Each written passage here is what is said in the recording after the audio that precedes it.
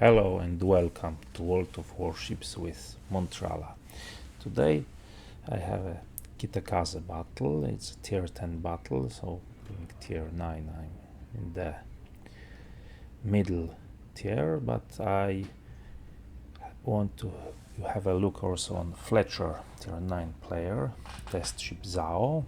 That's actually one of new community contributors to Wargaming, streamer and very good competitive player, MalteseKnight. But I actually didn't notice that I'm in the same game as he is until after the battle. So this is a epicenter style of battle and the standard for the Tears of the Cruisers map, or Tears of the Desert, and the expectancy for the destroyer in the epicenter is to go for the center and fight for the center and die in the center. But Kitakaze is not best suited destroyer for this. She's big, she's clumsy, she doesn't have hydro, radar or any of those gimmicks. What she has are guns and torpedoes. One launcher, but with torpedo reload booster consumable available. So playing also epicenter mode on this map with cruisers and with battleships, I do remember that I not very fond on the enemy destroyer being on the flank and spamming torpedoes into all ships that are hiding behind islands there. So I decided, okay, I spawned on the side with the flank, so I will move along on the flank and I will provide spotting for my team for the ships that hide behind islands, and also I will be able to put some shots into them as well, maybe send some torpedoes. Oh, and now as you can see, our Z-52 entered the center cap and is blocking it from capture, but MalteseKnight in Fletcher and the Holland are also moving to play on the flank. So I found myself a Petropavlovsk. It's a radar cruiser, and some say it's a battleship Petropavlovsk because she's very, very, very hard to kill, and she is going into position behind the island and probably not very happy about being spotted, and I'm not sure why she didn't decide to use radar to find out who's spotting, but not that I'm going to complain. So I decided to send my torpedoes this way, and here comes the Petro radar. And I will send the second set of torpedoes. Luckily for me, the Petro radar is not very long. The standard duration is 15 seconds. It can be a bit extended, but it's not very long. Oh, I started to shoot at this Petro, doing some open water gunboating, and got some damage for my troubles. So I decided to go dark. Unfortunately, Petro manages to shoot me once more and avoids one set of my torpedoes.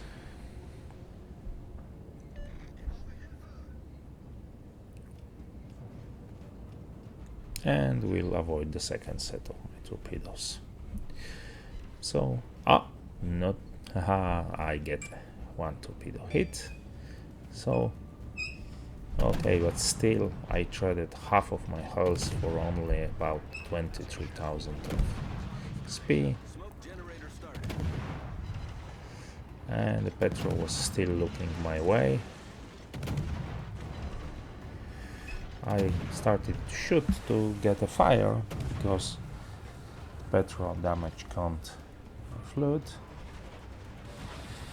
And now I'm looking for the other targets as the Petro goes undetected.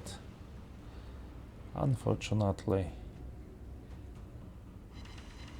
I was the one that was providing most of the vision here.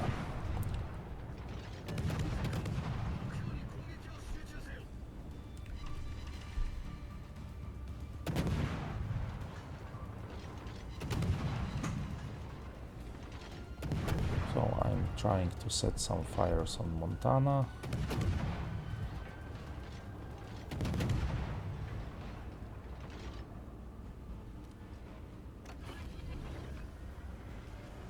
Engine boost activated. And go back to focus on Petropavlovsk. So basically what I'm doing here is exactly what I planned to do, so I'm being a nuisance. And here is the enemy Kitakaze that wanted to play on the flank. She tried to torpedo me on my smoke, didn't expect me to go out.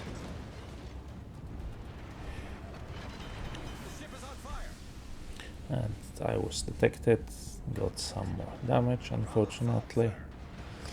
But now I know that the enemy Kitakaze is here on the flank, and it will be not good thing for my team to allow this Kitakaze to go through here and move behind my team. So I decided that my work here now should be to take down this Kitakaze. So I'm sending my torpedoes toward this Kitakaze smoke, and I'm pushing into. I think that Kitakaze will not expect me to do, given my not very high health, but on the other hand, the Kitakaze damage per minute is much higher than the Kitakaze, so I should have no problem winning a gunfight with her. And here she is.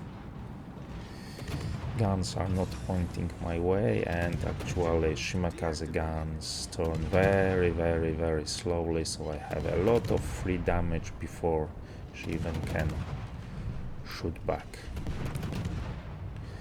So that's one very unhappy Kitakaze.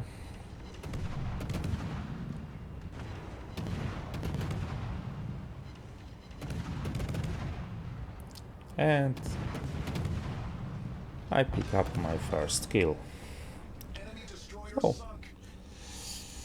I lost some 2000 HP, but enemy destroyed is removed, and this is actually first kill to my team, and we already managed to lose Ibuki and the 52. So, and we are almost over 100 points behind, so it's not very good for my team. I went back to shoot it at Petropavlovsk. I managed to set some fire. Unfortunately, I lost the vision on her.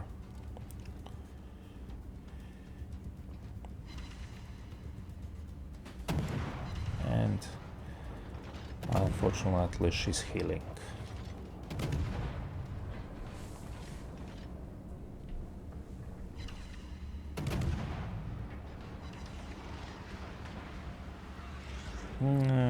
Enemy Hindenburg took an interest in me and is trying to blind fire me into the smoke, but we managed to pick up the kill on Neptune and Friesland, and now enemy is Z46. That's most of this is a doing of MalteseKnight. So now we are ahead on the kills and we picked up a points lead. And I'm still on this flank, and I think that the enemy Amagi, Frederick de Gross and Hindenburg are not extremely happy to know that they have me there. And looks like they actually going to leave the capture zones, trying to catch me.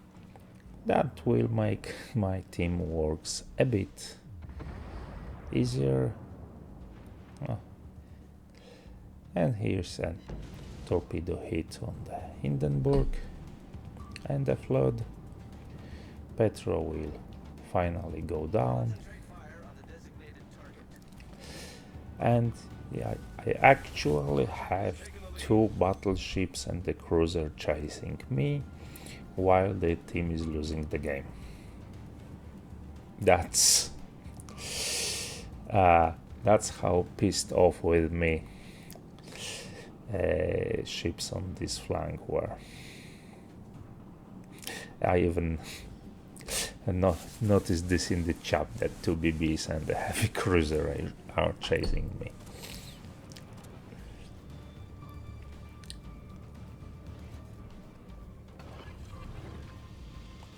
Smoke generator started. Oh, I smoke up again to get some free damage because this Flounder decided to move away, go back. Smoke screen set.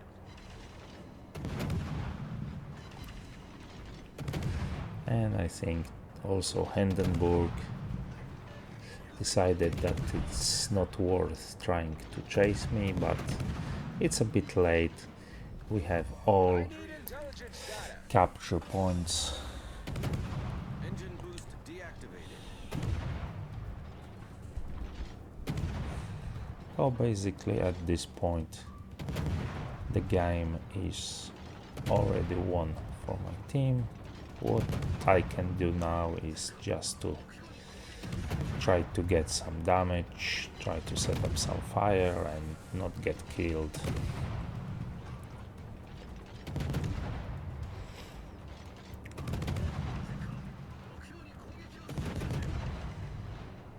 Here's the fire.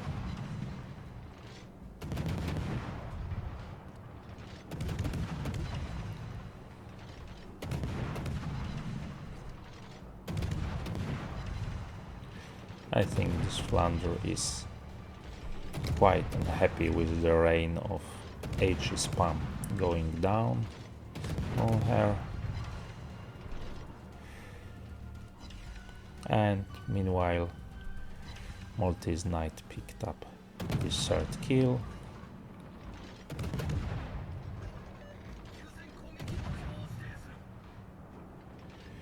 And looks like Amagi were still trying to catch me. Very persistent in chasing a destroyer. So I moved behind the island to break line of sight. And unfortunately it looks like I will be not able to pick up a kill because Flounder is healing and we have only 10 seconds till the end of the match. But Flounder managed to take down MalteseKnight, but misery to Flounder and the game ended. So let's look at the results. So I had 99,000 HP damage, 1 kill, 2 torpedo hits, 246 mine battery hits. So that's quite nice. I was sitting on the flank and making enemy team uncomfortable, and actually 3 of their ships decided to go outside of capture zone to push me away. So the first place in the match with very good results, but MalteseKnight over 2500 base XP, but for me being second and getting almost 1900 base XP without getting a single capture point, that's a quite good result. And if we see a damage, the Kitakaze, I took all 100% health from Kitakaze, 41,000 health from this poor Petropavlovsk that I was spamming, then 19,000 from Hindenburg, 16,000 from Flandre, and some almost no damage at all at the Montana.